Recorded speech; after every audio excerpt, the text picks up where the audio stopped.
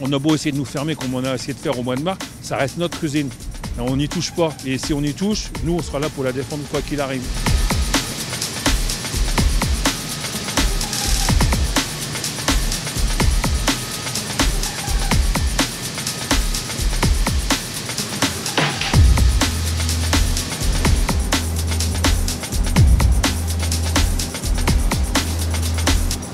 Derrière nous, il y a des salariés, derrière les salariés, il y a des familles.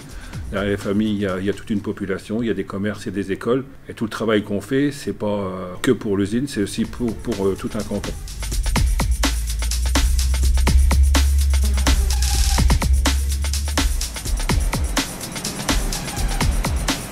Donc nous on reçoit en fait des balles de pâte qui peuvent être fabriquées partout dans le monde. Et donc en fait par rapport au type de balles de pâte que vous avez, c'est pas forcément le même type d'arbre. Donc c'est pour ça que les balles de pâte ça vient du monde entier. Voilà.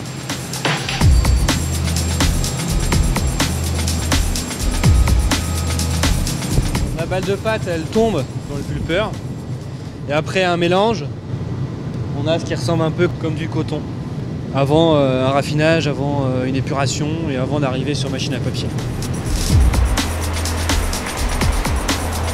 Retrouver des clients, faire des investissements sur la machine, mais le potentiel des salariés, il est là. Et à mon avis, le rachat de notre usine, ça a été grâce à ça. Parce qu'ils ont très bien vu que malgré un plan social, les gens ont continué à travailler. Et ça, c'était un plus.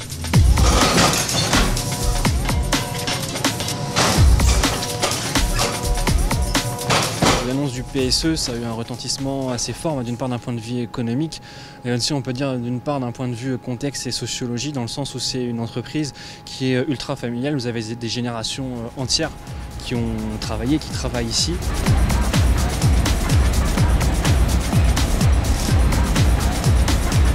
Certains, ils ne savent pas faire autre chose que faire du papier. Ils ont appris On a appris sur le tas. On a appris sur le tas, c'est-à-dire qu'on n'a pas de formation papetière, il n'y a pas une école de papetier, on apprend sur le tas avec les anciens. C'est comme ça qu'on forme tout le personnel de l'usine, quoi.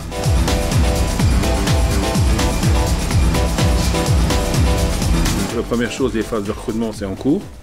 Donc c'est le cas actuellement. Mais nous, après, ce qui nous intéresse, c'est sur la machine. Surtout que ça, pendant plus de 20 ans, il n'y a rien eu de fait, le strict minimum. Ça fait que maintenant, il y a de l'argent à mettre là, pour pouvoir continuer correctement.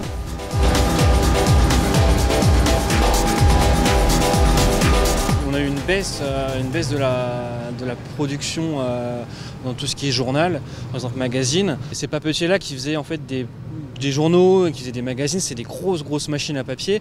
Et ils ont réorienté leur secteur d'activité sur le papier couché en rajoutant des coucheuses. Et donc ils nous ont déjà d'une part concurrencé, après ils nous ont rattrapés, dépassés. Et voilà, nous on était loin derrière par rapport à tous ces concurrents-là par la suite. Il était estimé qu'il y avait une surcapacité européenne de plus de 50 000 tonnes sur le marché du papier couché. Et 50 000 tonnes, ça représente l'équivalent de ce que nous on est capable de produire ici en une année.